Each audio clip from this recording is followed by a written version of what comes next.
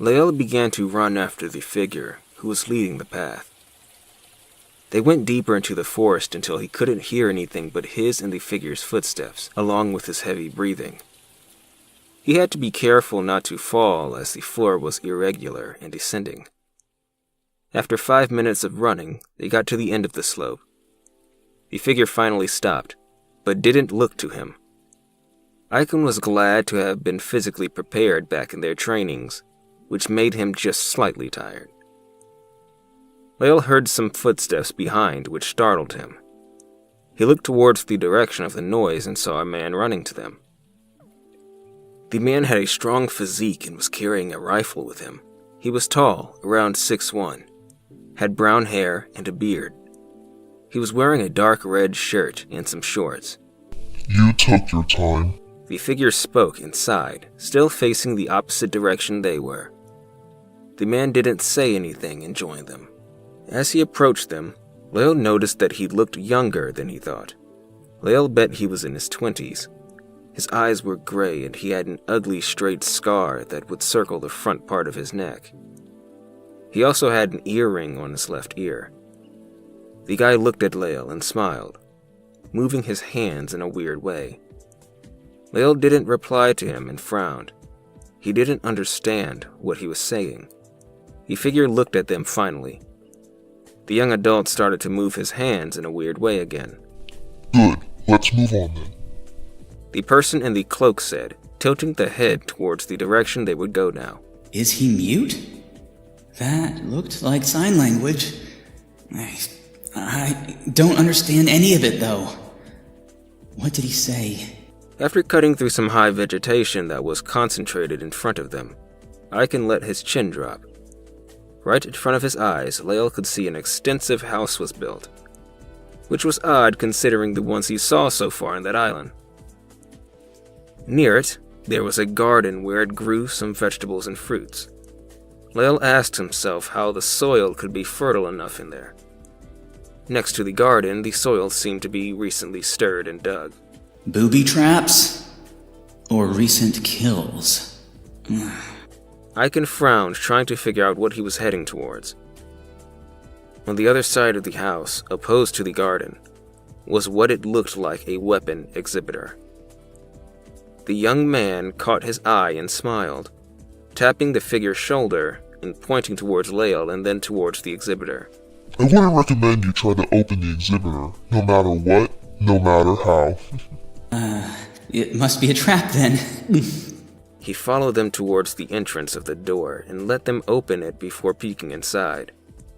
Lael thought it was weird that they didn't look like they cared if he was following them or not.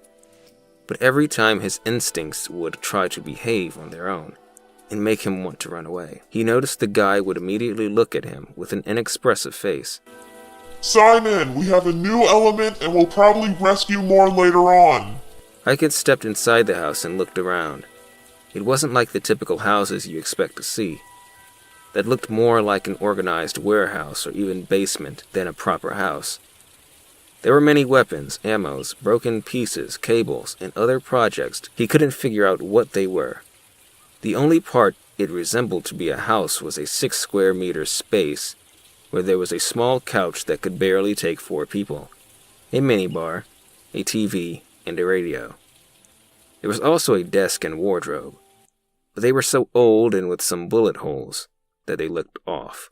He noticed that there was a small division sealed with some curtains, which he betted was the bathroom, and there were some old mattresses on the ground. He frowned again. But wait, a bathroom? Do they even have sewers in here? Aiken asked, making a stupid face to even think about that question. He saw there was also a small part of the house that also had some curtains hanging in order to hide what it was behind. There were no paintings on the walls. There were no carpets, no chandeliers. Nothing seemed to be a place for the living. You're back?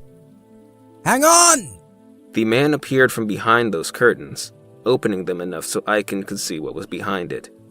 It seemed to be a big investigation setup with high technology. He was surprised. How could it work without electricity? The man was limping towards them, rubbing his left eye under his glasses. Lael noticed he was using a baseball bat to help him walk. He was around 6 foot and had short brown hair with a longer dreadlock. He was using a gray shirt, which Lael believed was once white, and a blue t-shirt with brown trousers. He was barefoot and had a necklace with a symbol on it. As he got closer, Aiken noticed the right part of his face had been seriously burned. Lael gulped, somehow intimidated by the man's presence. He there, boss? He stopped rubbing his eye when he got closer to them, and when he saw the figure he jumped. Damn it! How many times do I have to tell you to unmask yourself before seeing me? God! He shook his head, making a weird expression that Lael acknowledged as being something between upset and teasing. He couldn't really tell, as the burned part of his face wouldn't move like the healthy part of his face. He also saw that his good eye was light brown, but the eye on his right face was red. It looked like a glass eye to Lael. The man looked to the younger guy and nodded, and then looked to Lael. He narrowed his eyes with curiosity. Lael gulped again, uncertain what he should say. The figure sighed and started to take off the cloak and mask. Edath, you brought yourselves a man? Or a woman? Lael opened his eyes wide and then his mouth. What? Does he think I'm a woman? Edath finally faced them without her cloak or mask. Lael looked at her. She had long brown hair that was tied up in 2 braids. Her hair had red reflections on it. Her green eyes were piercing Simon as she folded her arms upon her chest and rested her weight on her right leg. She was wearing a black sleeveless shirt and gray shorts that looked too large for her. Her boots were all dirtied with some mud.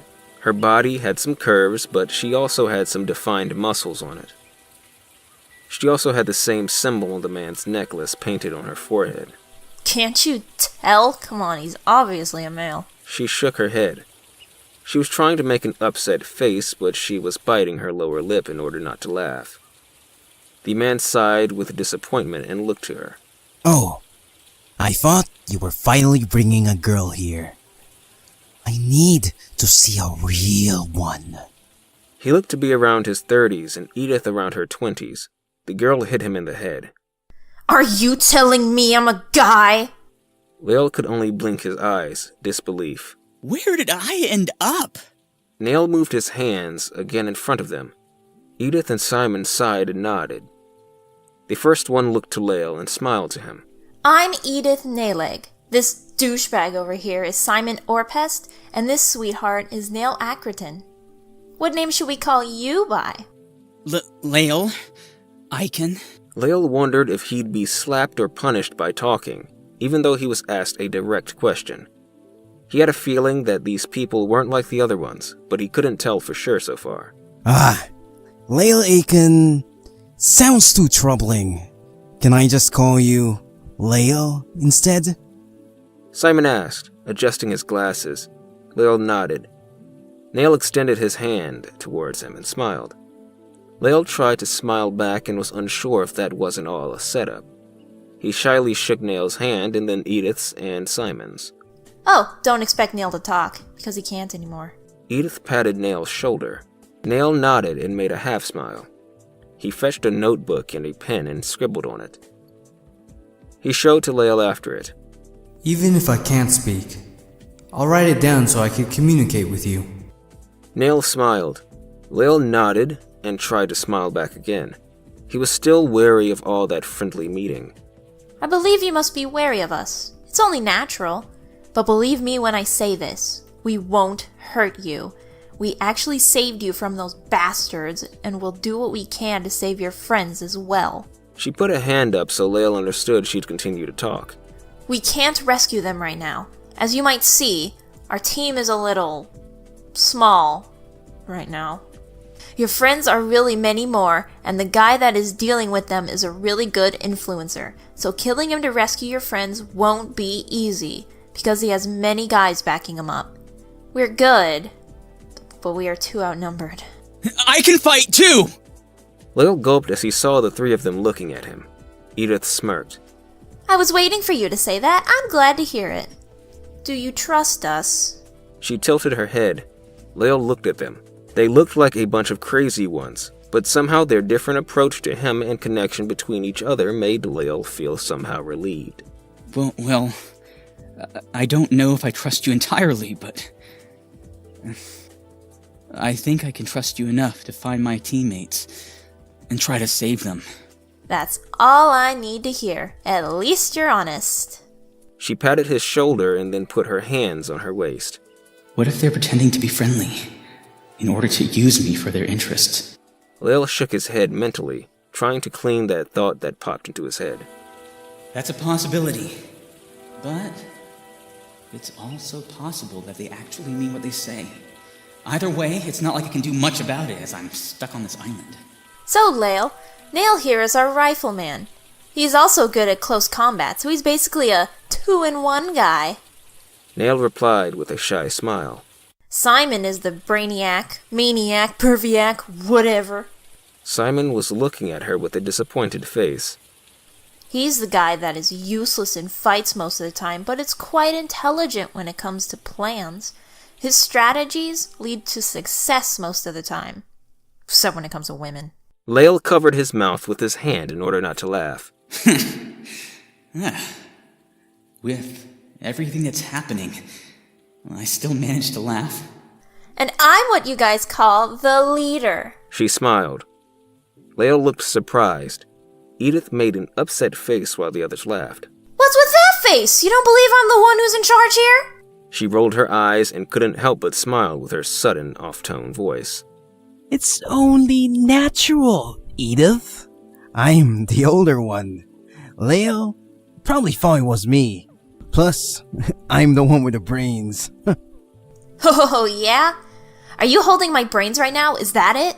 Well, give them back, because I need them. Simon pretended to be offended. She shook her head and looked at Lael. But hey, it's not like I don't do anything. I actually do everything. She smiled. I'll fight you with my bare hands, with swords, guns, grenades, or other devices, and it won't be a problem to serve as bait if needed. She put up a serious face for a moment.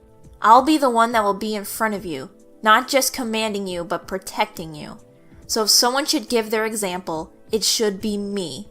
I shall protect you, even if it gets me killed in the process, because the leader should know how to share the burden. If something happens to the leader, there's a replacement. It's not like where you probably came. Your leaders might stand behind, ordering you to stand up in the battle while they keep behind, shivering for their lives. No. A leader doesn't rule without people, but people can rule without leaders.